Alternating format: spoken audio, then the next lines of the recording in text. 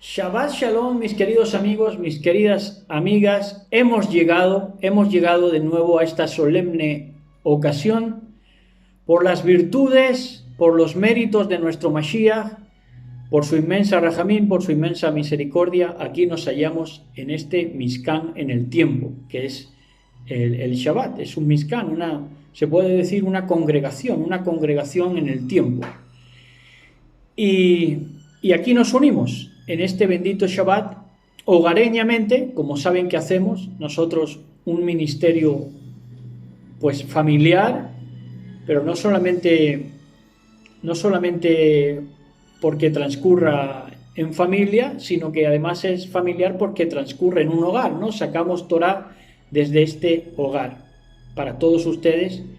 Ya decimos agradecidos, como siempre, de poder entrar a sus hogares y de que ustedes nos tengan en la estima de, pues, vernos y, pues, dilucidar si lo que decimos aquí es cierto o no es cierto. Eso nada más es de agradecer, que la gente se detenga y examine, ¿no? No todos están dispuestos a eso, ¿no? Empezando por ministerios también que no quieren ver nada y no quieren tomar consejo de nadie, ¿no?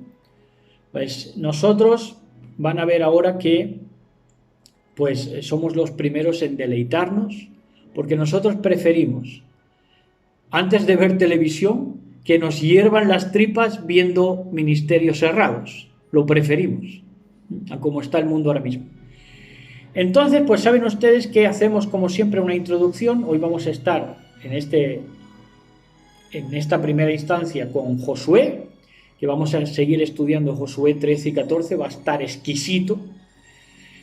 Y saben que antes nosotros lo que hacemos, sobre todo en Shabbat, a lo largo de toda la semana, pero sobre todo en Shabbat, es ir cogiendo apuntes de lo que más nos destaca, de lo que más nos llama la atención a lo largo de la semana, de lo que se va predicando durante toda la susodicha semana.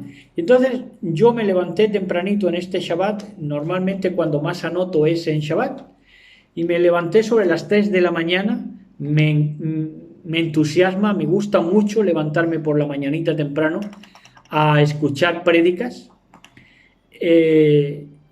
y más mérito tiene delante del Eterno cuando son prédicas que pues muy difícilmente tienen algo rescatable, pero ahí es donde el Eterno ve esa devoción, ¿verdad?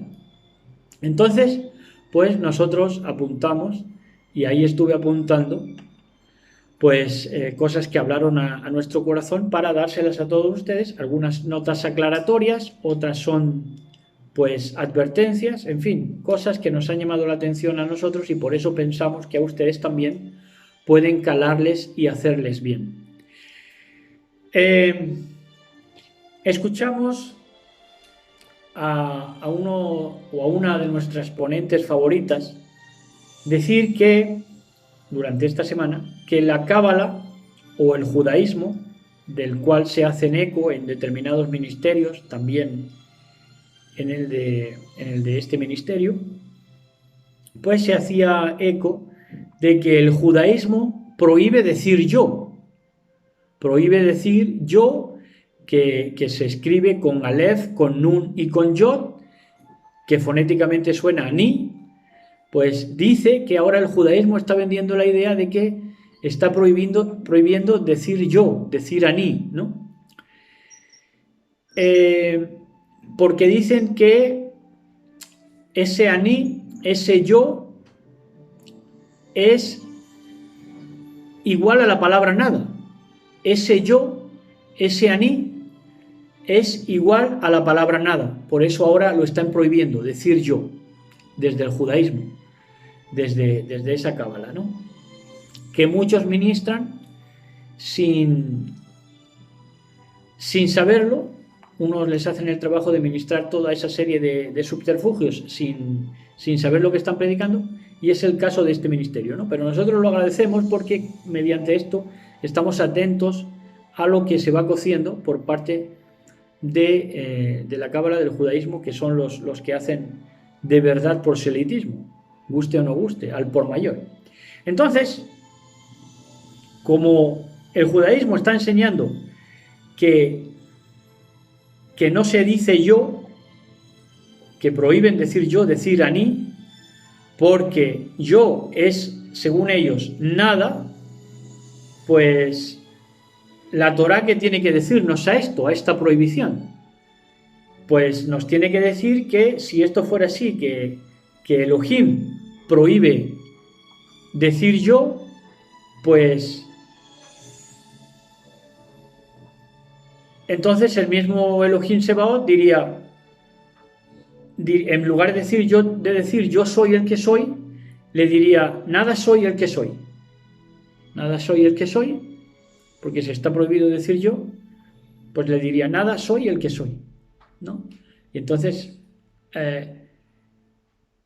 diría también, el nada soy dice así.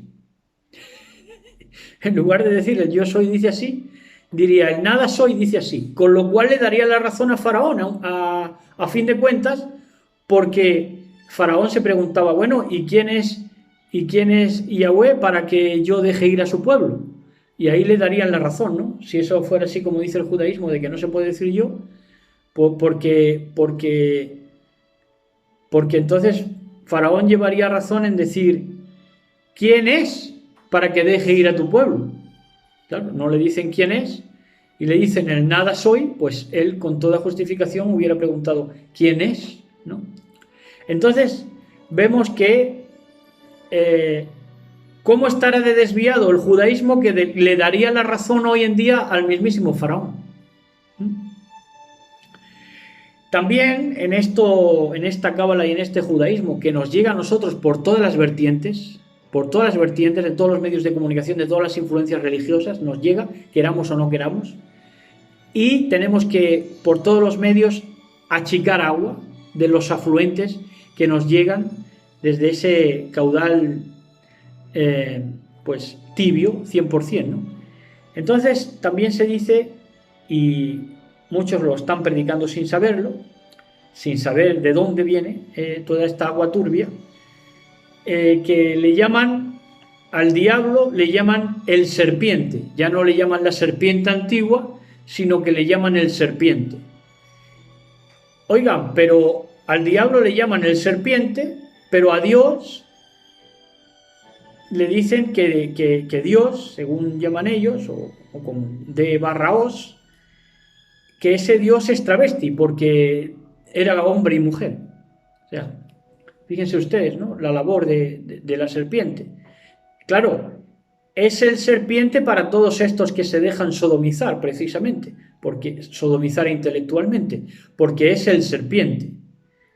Y Dios lo ven como hombre y mujer, dentro de, como ven ellos, todo lo que ven ellos que es ambiguo, ¿no? Entonces, pues, todo eso nos llega desde la corriente judaica tibia, y ninguna religión queda exenta, porque todo esto llega, desgraciadamente, a confluir a ese río turbio que se ha convertido, pues, esta nueva Babel, de todo lo que tiene que ver y todo lo que arranca desde el judaísmo, llevándolo a la religión mesiánica, a la cristiana y a todos lares. Entonces, vamos a ver, primer verso que vamos a ver hoy en esta introducción, verán ustedes que les va a sorprender mucho, porque yo personalmente no lo sabía. Y fíjense hasta qué punto está la cosa turbia y hay esa doctrina de Balaam que enseña a fornicar, a sincretizarlo todo, a mezclarlo, la mentira con la verdad, de la doctrina de Balaam, de la cual vamos a hablar cuando estemos con el libro de Josué, que esto lo he aprendido yo, este verso, porque no lo había escuchado antes de nadie, del mismo ministerio que justifica la fornicación, que justifica el coger nueva mujer en una nueva religión, en este caso el mesianismo, y justifican Esdras 10, que ya estudiamos nosotros y le llamamos Esdras 10, excusas de una vida perra. Bueno, pues este mismo ministerio, para que vean que tienes que estar atento porque te dan una de cal y otra de arena, una mentira una mentira abyecta, pero también te cuelan alguna verdad y por eso tienes que estar atento. Entonces te dice también este mismo ministerio, te menciona Proverbios 26, atención, dice, muchos hombres proclaman cada uno su propia bondad, pero hombre de verdad, ¿quién lo hallará? Tremendo. Y nos sabíamos lo de la mujer virtuosa. Ese sí nos lo sabíamos, porque ese sí es el que predican, ¿verdad? Para que vean que las escrituras han estado en manos de machistas, por supuesto. Y de gente que lo ha intentado poner todo al revés. Conscientemente muchas veces y otras veces por ignorancia, pero así es, ¿no? Entonces, nos sabíamos eso de mujer virtuosa, ¿quién la hallará? Pero pero hombre de verdad, ¿quién lo hallará? No teníamos ni idea. Yo personalmente no lo había leído ni lo había vislumbrado en ningún momento. Pues así es. Miramos también acerca de Hatzor, porque era una ciudad de la que nos tocó predicar, si no me equivoco, en lo que llevamos estudiados del libro de Josué, de la región de Hatzor, y vimos que, ya saben que ponían a los Nefilín como los actuales gobernantes, los ponían de presidentes, a los Nefilín, a los gigantes, se puede decir, y que en esa arqueología que se hizo de todo Canaán y de esa región de Hatzor, se hizo una arqueología para ver qué había allí, qué entresijos, escultar allí aquella tierra, pero la arqueología que hicieron fue patrocinada por los Rothschild, de manera que allí no pudo salir ningún gigante para constatar lo que dice la Biblia. ¿Por qué? Porque fueron patrocinados por los Rothschild, que se encargan de encubrir este asunto, ¿verdad? Del linaje de la serpiente, que son los Nefilim, los hijos de los vigilantes, de los caídos. Entonces, también vimos que esto lo tendrían que enmarcar, o remarcar más bien, porque esto es muy importante, acerca del discurso del lobo, ¿no? ¿Qué les va a decir ustedes? ¿Qué les va a decir? ¿Con qué discurso les va a ir un lobo? Porque todas las ovejas dicen que se cuidan de los lobos.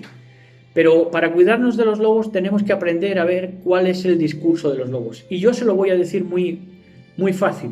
El discurso del lobo es, yo no digo ni que sí ni que no, sino todo lo contrario. Es decir, nunca te dan una conclusión, siempre te hacen ver una cosa, otra cosa, te marean, pero nunca dan una opinión, nunca dan una interpretación clara, siempre pues oscurecen el consejo a base de palabrería, ¿no?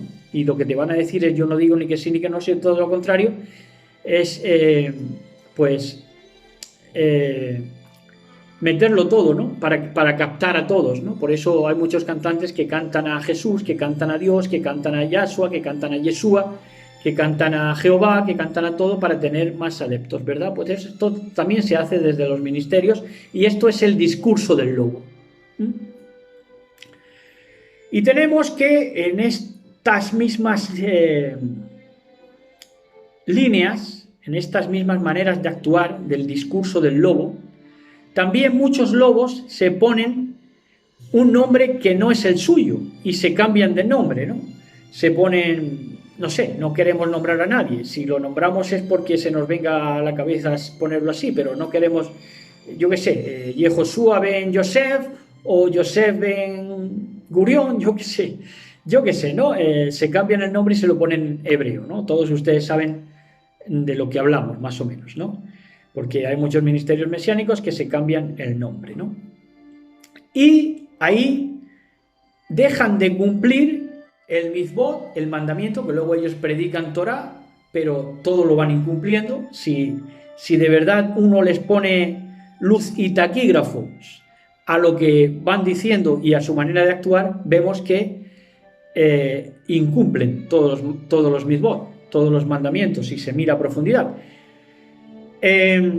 Porque, por ejemplo, en este de honrarás a tu padre y a tu madre, si tú te cambias el nombre y el apellido, si tu padre y tu madre te pusieron un nombre y un apellido, y luego tú no mirando el esfuerzo de tu padre y de tu madre que tenían una programación asignada para ti mediante el nombre que te pusieron, tú renuncias a toda esa programación ancestral, que no tiene por qué ser negativa, porque era el plan que la potestad de Elohim estaba que tú vivieras con ese nombre, pues se lo cambian a un nombre hebreo que no es el suyo, sino que son inventos. Entonces, esto es deshonrar a los padres. Señores, lo miren por donde lo miren, es así. Si tú te cambias el nombre, pues estás deshonrando a los padres que te pusieron. Pero luego ese no se lo cambian en los documentos ni nada. Exactamente. Luego los documentos no se lo cambian. Luego los documentos no se lo cambian y van de aquí para allá y de viajes misioneros, porque les da nombre, ponerse títulos, ponerse nombres hebreos, pero no se lo cambian en el DNI, en el documento de identidad, ¿verdad? Entonces, pues todo eso es parte del discurso del lobo, de toda esa tibieza, de todo eso que viene de esas corrientes profundamente turbias y tibias, pues del judaísmo. Tenemos, esto fue sorprendente de ver, mancebías ministeriales. ¿Saben ustedes lo que eran mancebías? Pues mancebías eran prostíbulos, pero de hombres, ¿no? Y hay mancebías ministeriales privadas que se disfrazan de editoriales para captar a jovenzuelos que les trabajan a esos judíos o criptojudíos que les vienen trabajando y que les vienen trabajando a ellos, a esos criptojudíos, para publicarles a ellos todas sus andanzas, todas sus producciones, ya sea literarias, ya sea del tipo audiovisual, de lo que sea, y estos jóvenes les trabajan. Y es una mancebía porque dicen, no, es que tenía este roé o este hermano, dicen ellos, conocía toda mi vida. Claro, si se conocen todo, si se conocen todo y saben qué fibra tocar. Primero para hacerte llegar el mensaje y luego para meterte en la perdición. Por eso dice nuestro Mashiach, que cruzan mar y tierra para hacer un prosélito y cuando lo tienen, lo hacen 2 veces más hijo del infierno que ellos mismos. En Mateo 24:8, Matillahu 24:8, vemos algo que también está distorsionado a la manera de como nos lo han hecho ver, ¿no? Porque vamos a ver qué dice en Mateo Matillahu 24:8. Dice, y todo esto será principio de dolores, cuando les están anunciando el Mashiach, todo lo que iba a acontecer a lo largo de los tiempos, una enseñanza impresionante. Pero les dice a los discípulos, y todo esto será principio de dolores. Y este principio de dolores en hebreo es Reshit HaJebalim, que no solamente significa principio de dolores, sino que también es un tiempo de medir y tiempo de dar cuentas. Entonces a muchos de ustedes, con mucho respeto para los oyentes, les hablan del principio de dolores. Todo esto será principio de dolores. Ya estamos en los principios de dolores. ¿Por qué? Porque ya está viniendo la gran tribulación, ¿no? Como ellos la entienden, ¿no? En la idea de ellos, ¿no? Que luego ni es así. Pero bueno, dice, no, ya está llegando la gran tribulación, entonces es principio de dolores. Sí, bueno, según ellos es así. Pero es que el principio de dolores, en su origen, nos habla del tiempo de medir. No solamente es un tiempo de padecer, o en el caso de los que predican esto descontextualizadamente, de meterte miedo, ¿no? Que viene el principio de dolores, sino que también es un tiempo de medir y tiempo de dar cuentas. ¿Por qué no predican que es un tiempo también de dar cuentas? Colosenses 1:15. Dice en Colosenses 1:15.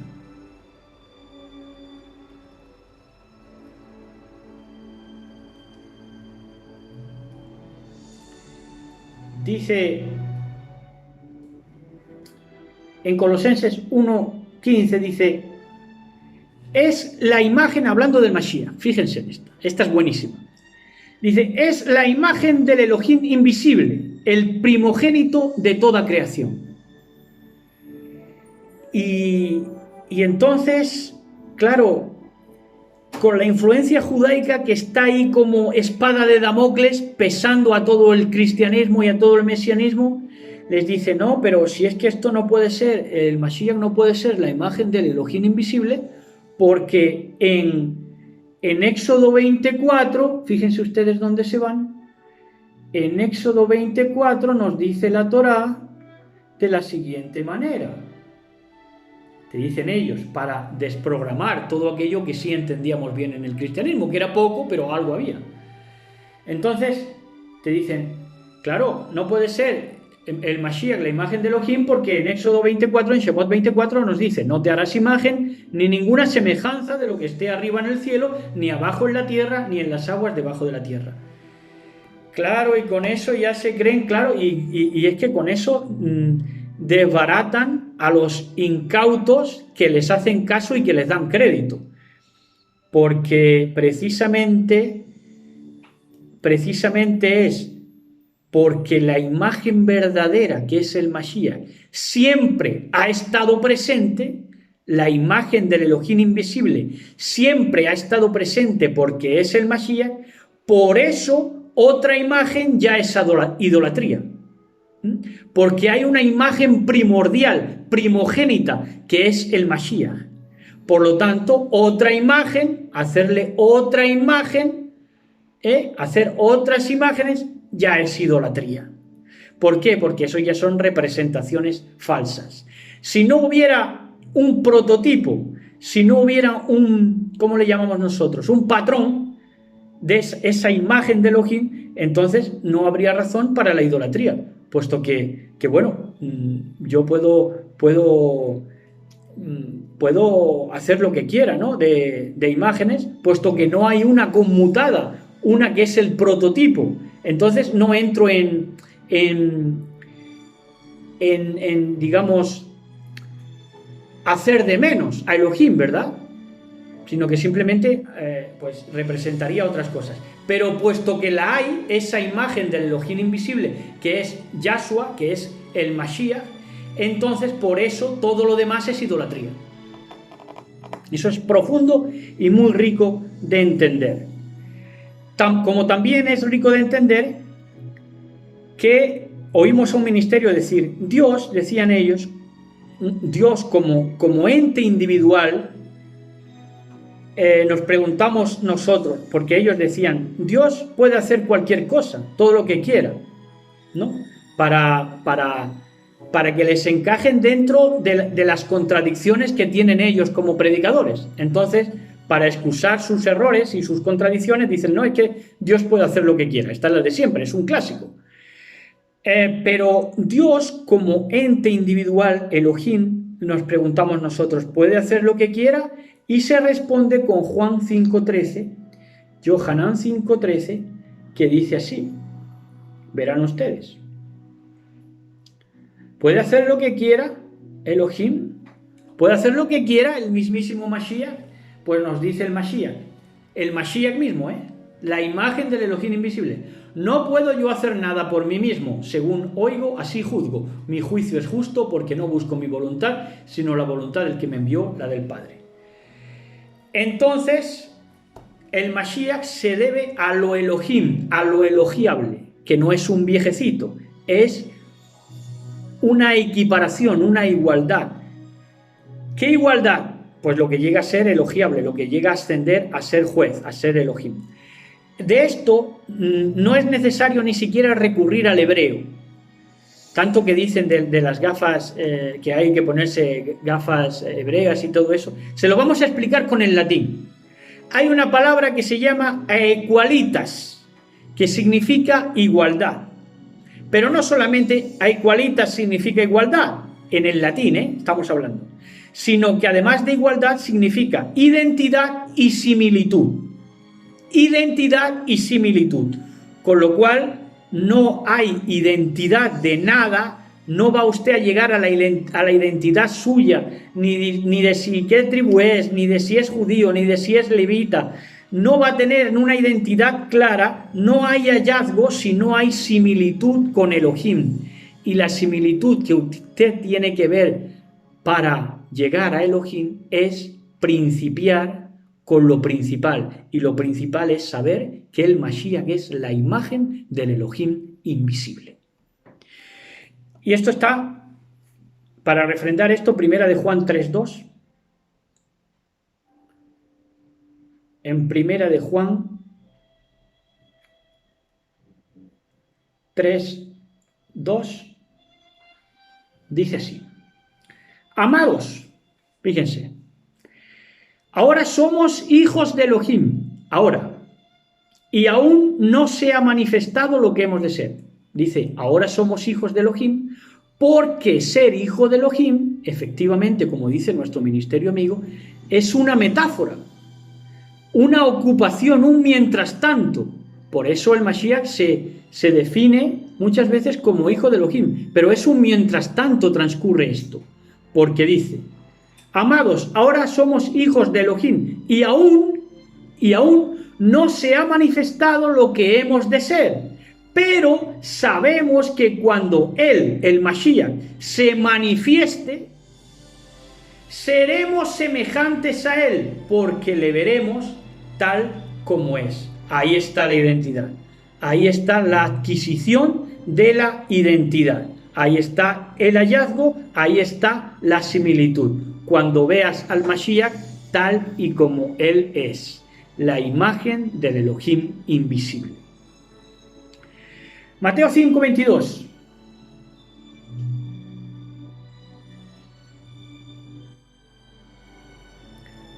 Mateo 5:22.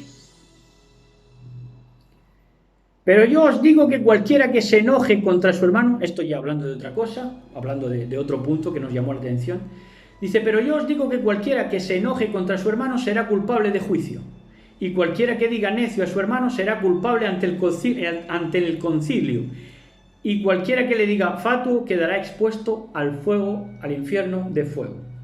Bueno,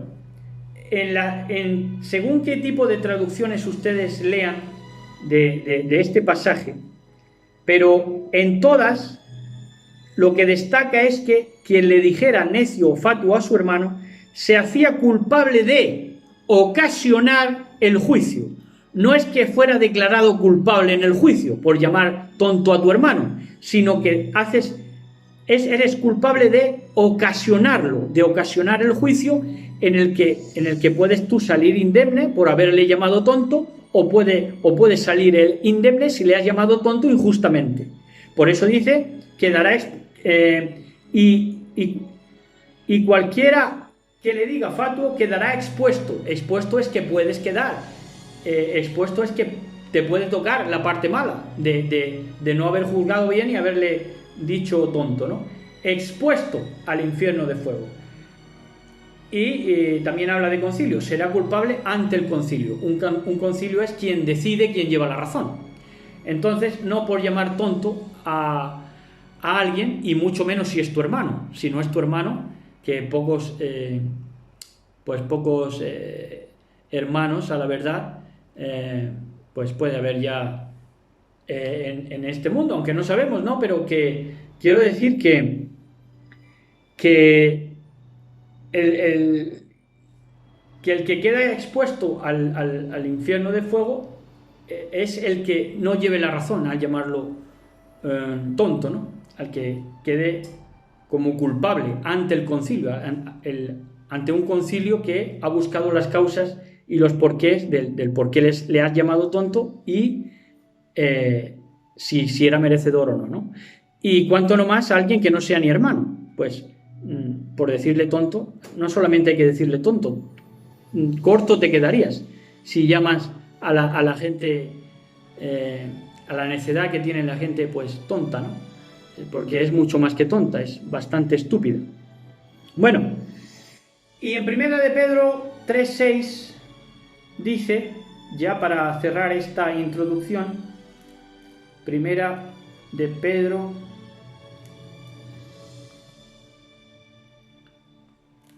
3:6 dice así: dice, como Sara obedecía a Abraham llamándole Señor, de la cual vosotras habéis venido a ser hijas, si hacéis bien sin temer ninguna amenaza. ¿Y por qué habla, por qué se expresan estos términos que fa Pedro? Porque como hemos visto, pues hemos vivido la mayor parte del tiempo de la historia en una sociedad machista, en una sociedad, como hemos dicho antes, que mantuvieron callado en el hombre de verdad, donde se hallará, y sin embargo lo que más se escuchaba era mujer virtuosa, que la hallará, ¿no? Entonces dice, habéis venido a ser hijas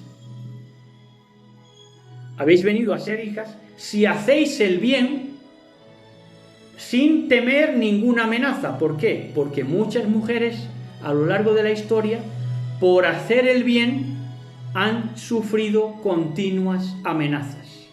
Ese es el sentido de este rico verso. Y ahora sí, vamos ya, que llevamos ya media hora de introducción y tenemos que estar con 2 capítulos de Josué. Leyendo en mucha reverencia en el nombre de Yahshua HaMashiach, dice así, vamos a leer los versos, primero los capítulos 13 y 14, primero el 13, luego el 14, como es natural. Ahí entramos, en el nombre de Yahshua HaMashiach, en mucha reverencia. Dice, ahora que Josué estaba viejo, los años pesaban sobre él, y Yahweh le dijo, tú estás viejo, y los años pesan sobre ti, pero aún queda gran cantidad de tierra para ser poseída.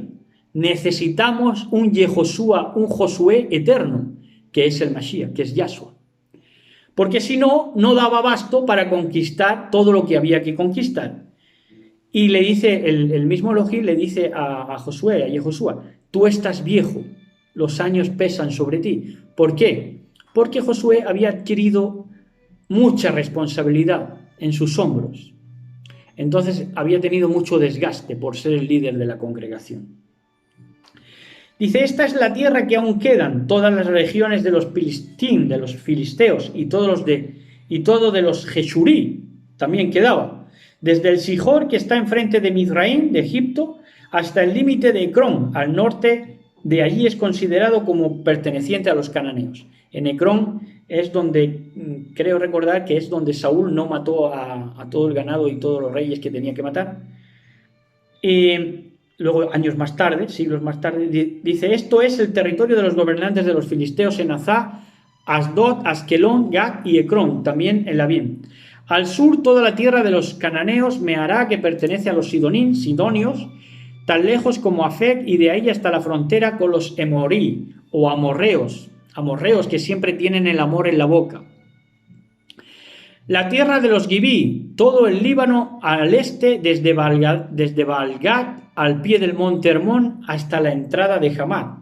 Ya vimos que el monte Hermón también era una sucursal de la simiente de la serpiente.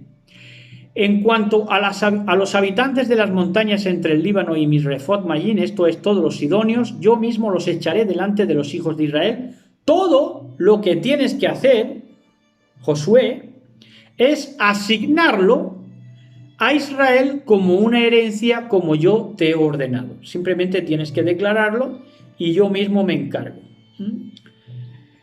Simplemente por poner su pie ya los enemigos tenían que huir. ¿Por qué? Porque eran promesas del Todopoderoso. Entonces dice, así que ahora divide esta tierra como una herencia para las 9 tribus y la media tribu de Manasés. ¿Por qué 9,5? Porque a estos que va a nombrar ahora son los que ya se le había dado Moshe antes, que era a Rubén, a Gad y a la media tribu de Manasés. Dice, ahora bien, la media tribu de Manasés, los Rubenitas y los Gaditas, recibieron su herencia, la cual Moshe les había dado al otro lado del Jordán, hasta hacia el este, tal como Moshe, el siervo de Yahweh, les había dado. Desde Aroer al borde del valle de Arnón, la ciudad en medio del valle, todas las mesetas de Meideba y Dibón.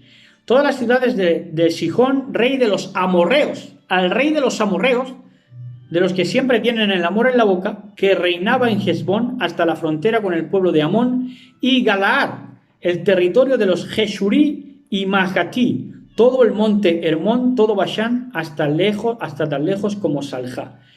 Este terreno no lo habían tomado, el terreno de los Geshurí ni de los Mahatí, todo ese entramado que tenían allí en el monte Hermón. Ya saben que los vigilantes, los caídos, descendieron allí y tenían allí su espacio puerto para aterrizar, tal y como hacen ahora, ya después de haber salido del pozo del abismo, para ir pues, en platillos volantes, ir y salir de allí, de ese monte, y adoctrinar a la gente y tener hijos gigantes, hijos nefilim. Ahora van a ver, no les contamos ninguna película, esto pasó fidedignamente, y las películas de ciencia ficción están para que no se crean lo que les estamos contando y lo que les dice la Biblia, la Torá.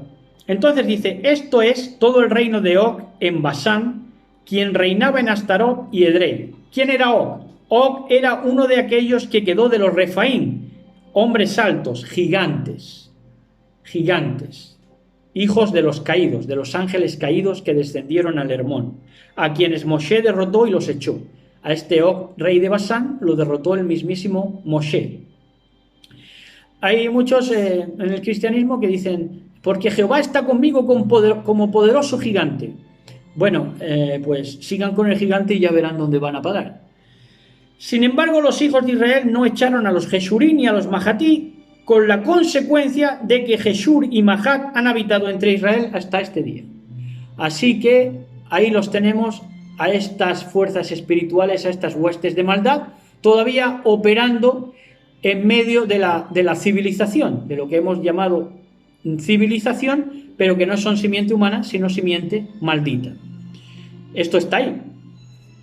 Entonces dice, solamente a la tribu de Leví Moshe no le dio herencia. ¿Por qué, Moshe, no le diste herencia a la tribu de Leví? Porque las ofrendas hechas por fuego a Yahweh, el Elohim de Israel, son su herencia, como Yahweh había dicho a Moshe. Entonces a los levitas no se les daba otra cosa que ofrendas hechas por fuego. ¿Cómo eran esas ofrendas? Esas ofrendas no eran de dinero, sino que ahora vamos a leer más adelante que eran ofrendas de que ellos pudieran desenvolverse con espacio y con tiempo. Concédele a un levita, que sea levita, un espacio físico y un tiempo para dedicarse a las obras del Eterno, a la obra del Eterno, y te estará agradecido, porque son ofrendas hechas por fuego. Pero como hay mucho mangante, pues te pedirán dinero, no serán levitas, y encima no será una ofrenda hecha por fuego, y lo que te pedirán es simplemente dinero, porque no tienen más miras que esas, que el dinero. Son, pues eso, miserables de mente, ¿no? Cuando lo que quería un levita, y lo que quiere un levita de verdad, es que se le proporcione tiempo para que tenga tiempo para estudiar las cosas de Elohim, y ese espacio físico que también requiere, y eso ya es dinero para el levita verdadero, pero no así para el miserable. Entonces dice, Moshe dio tierra a la tribu de los hijos de Rubén por clanes. Su territorio incluía Aroer en el borde del valle Arnón, la ciudad en el medio del valle, toda la meseta cerca de Meidba, Heshbón y sus aldeas sobre la meseta Dibón, Barnot Baal, Beit Baal, Meón, Yahat, Gedemot, Mefat, Kiryatayim, Sinma, Zeret, Sahar, en la cima del valle, Beit Peor, las laderas de Pisgah, Beit Yeshimot, todas las ciudades de la meseta, todos los reinos de Sihón, rey de los amorreos, que reinaba en Hesbón. Moshe lo derrotó con los jefes de Madián, junto con Evi, Requem, Zur, Hur, Reba, la princesa de Sihón, que vivía en la tierra, una princesa cananea. Junto con los otros que los hijos de Israel mataron a espada. Ellos también hirieron a Balaam, el hijo de Beor, quien practicaba adivinación. Y esto también es profético, porque a ese profeta del sincretismo, como hoy en día no solamente es su nombre, también es un ministerio, igual que Elías es un ministerio de Elohim es Yahweh y de todos los que nos movemos ahí, pues la doctrina de Balaam también es un espíritu, es un cuerpo ministerial, ese Balaam, ¿no? Entonces a Balaam, con el sincretismo, con esa manera que tenía de bendecir y de maldecir y de ¿qué más? Pues era también, pues eso, practicaba el sincretismo, bendecía, maldecía, decía cosas que sí, pero también decía cosas que no, y era pues profundamente, se le llamaba el varón con los ojos abiertos, pero realmente se les puede herir a ese cuerpo ministerial, a ese ministerio profético que son los de Balaam, se les puede herir, pero no se les puede matar. ¿Por qué? Porque tienen malo y bueno, porque ellos hablaban por Yahweh y por Baal, y así es ese ministerio de Balaam.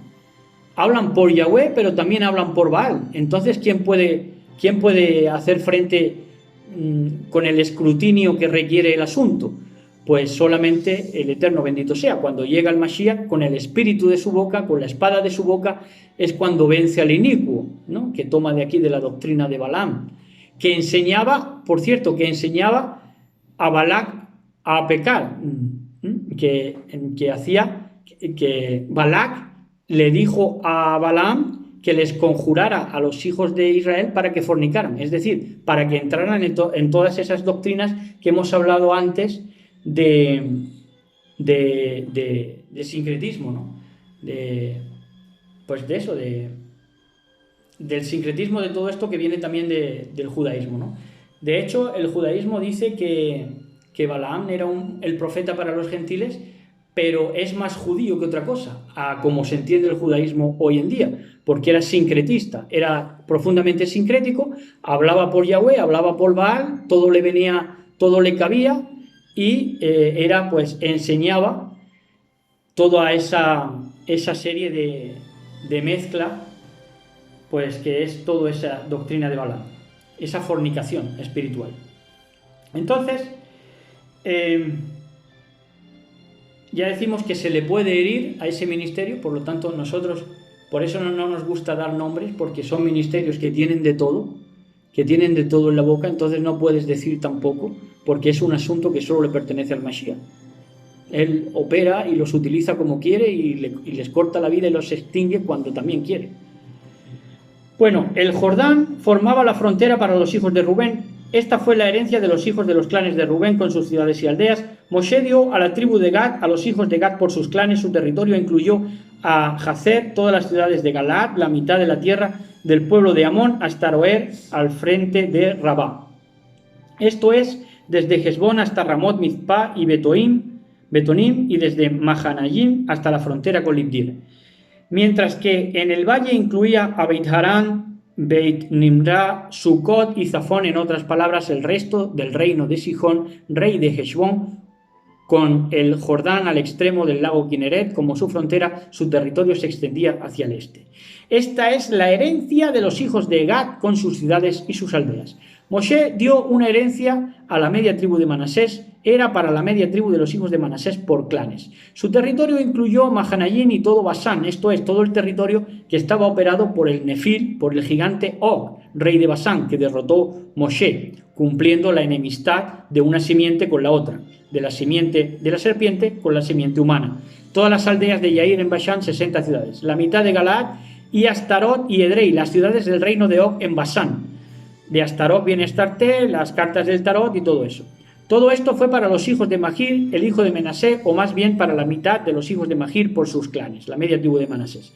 Estas son las herencias que Moshe distribuyó en las planicies de Moab, del otro lado del Jordán, y Jericó hacia el este. Pero la tribu de Leví, Moshe no le dio herencia. Yahweh, el Elohim de Israel, es su herencia como él les dijo.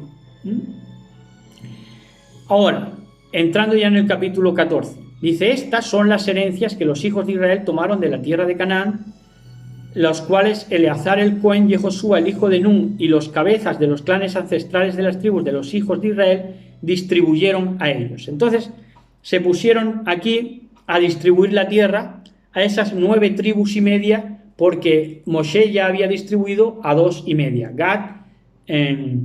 Gad, la media tribu Manasés y la otra tribu que era Gad. Entonces ahora Bueno, Rubén, Gad y la media tribu de Manasés. Eso ya se le había dado Moisés al otro lado del Jordán. esos fueron los primeros que se perdieron. Exactamente. Eso les habla el Mashiach. Cuando se para ahí en el Yatén. Esos fueron los primeros que perdieron. Se disgregaron los primeros por no haber cruzado. Claro, no fueron hebreos, no aprendieron a ser hebreos, a cruzar el otro lado, ¿verdad? Entonces, pues ya les queda asignado a Josué y a los ancianos repartir la tierra entre las 9,5 tribus restantes. Entonces lo hacen de esta manera. Dice, por medio del Goral, del Urín y el Tumín, que eran las piedras usadas para tomar decisiones, el Goral o Urín y Tumín, para que ellos heredaran como Yahweh había ordenado por medio de Moshe para las 9 tribus y la media tribu de Moshe. Moshe ya había dado la herencia a las 2,5 tribus en el otro lado del jardín. A los Levín, él no les dio herencia entre ellos, porque la herencia que él designó para ellos era espacio y tiempo para dedicarse por completo a Elohim. Los hijos de Yosef constituían 2 tribus, Manasés y Efraín, fíjense. Y ellos no dieron ninguna porción de la tierra a los levitas.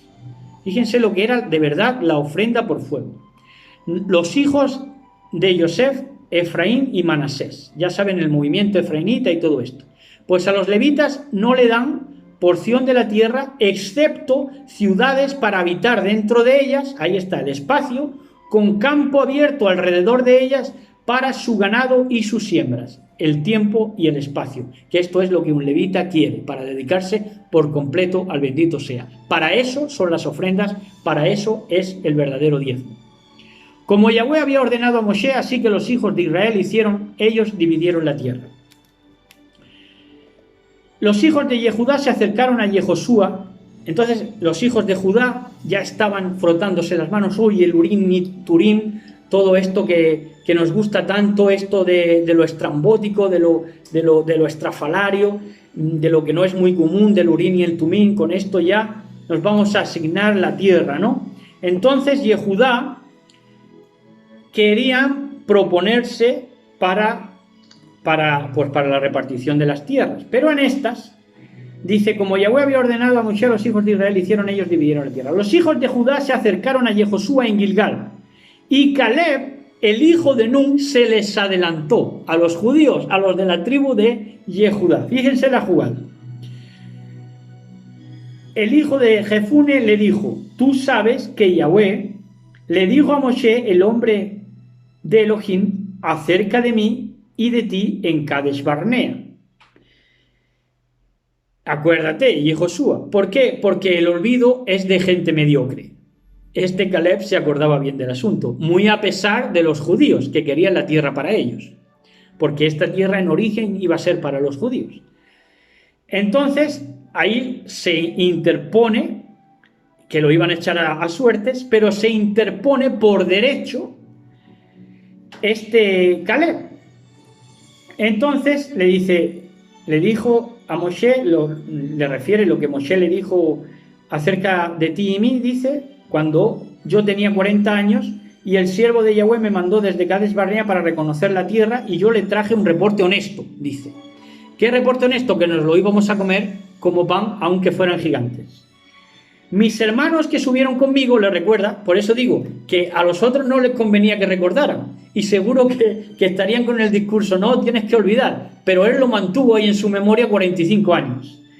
Dice, yo tenía 40 años de edad cuando Moshe, el siervo de Yahweh, me mandó reconocer la Eretz y yo le traje un reporte honesto. Mis hermanos que subieron conmigo desanimaron al pueblo, pero yo seguí completamente a Yahweh mi Elohim. Ahí está, acordándose.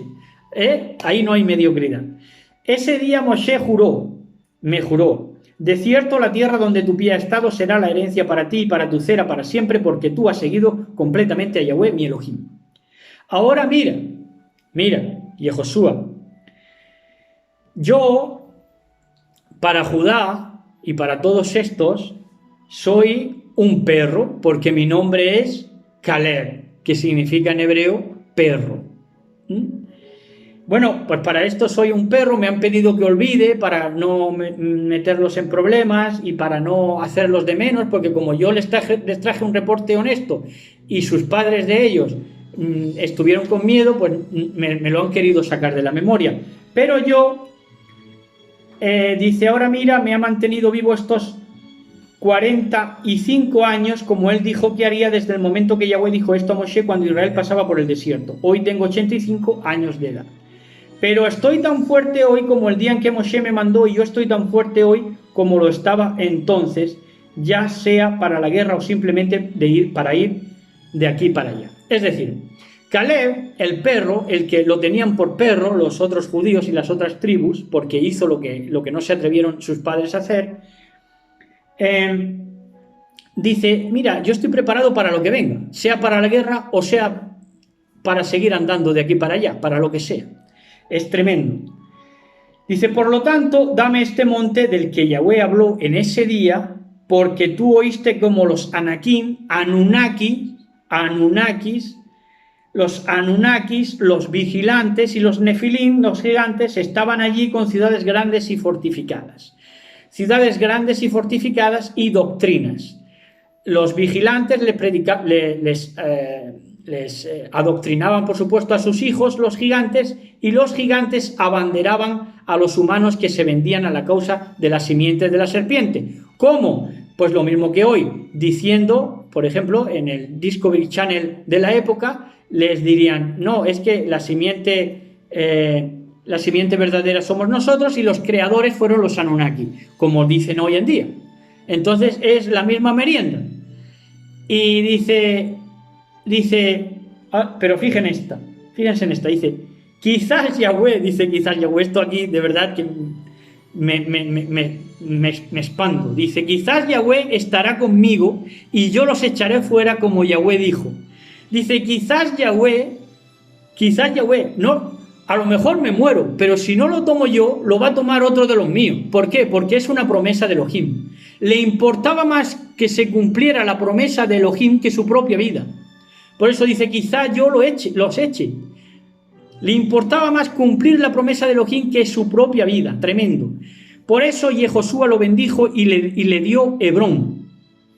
Que Hebrón significa alianza y amigo, porque Hebrón es la comarca donde se desarrolló la vida de Abraham. De hecho, allí está enterrado, en Macpela, en todos esos montes de Hebrón. Y significa alianza y amigo, por lo cual Caleb se situó en esa amistad, en esa alianza que había tenido Elohim con Abraham. Entonces a Caleb, el hijo de Jefone, se lo dio como su herencia. Hebrón, la alianza, la amistad. Así que Hebrón se convirtió en la herencia de Caleb, el hijo de Jefune, ante el asombro de esa tribu de Judá que se las prometía felices, cantando así, es que no nos da tiempo ya, si no lo pondríamos aquí, cantando esta. Bueno, ahora vamos a acabar con esa. Vamos a acabar con esa alabanza. Pero es que quiero que me dé tiempo, ya llevamos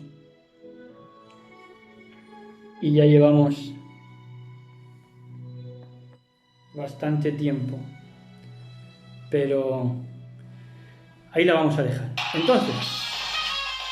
Entonces ya los judíos se las prometían muy felices que iban a tener Hebrón, pero saltó el perro, el que era ceneceo, porque ahora verán, dice, así que Hebrón se convirtió en la herencia de Caleb, el hijo de Jefune, el ceneceo, un perro conquistó lo que no pudieron los judíos. ¿Por qué? Porque no se amedrantó, porque le echó ese arrojo y él sí heredó Hebrón. Como es hasta este día, porque él se le dio, ¿por qué? Porque él siguió completamente a Yahweh, el Elohim de Israel. Lo que no hicieron los judíos, lo hizo ese perro. Nosotros queremos ser como ese perro, Caleb, ¿cierto? Dice, Hebrón antes se llamaba Kirián Arba. ¿Por qué? Porque Arba fue el nombre de los más grandes entre los Anunnakis. Y Arba, de ahí viene Arabia. de ahí viene Arabia, de ahí viene el petrodólar, de ahí viene todo eso que es el actual sistema económico que rescata todo ese mundo de los Nefilim, toda esa zona de los Nefilim, de los Anunnaki, de los Anakim. Entonces la tierra tuvo descanso de la guerra. Entonces, esto ya es para remate. Dice, entonces la tierra tuvo descanso de la guerra. ¿Cuándo? Cuando se tuvieron que esconder los Anunnaki, ahí no les valían ya cuentos, no les valía vender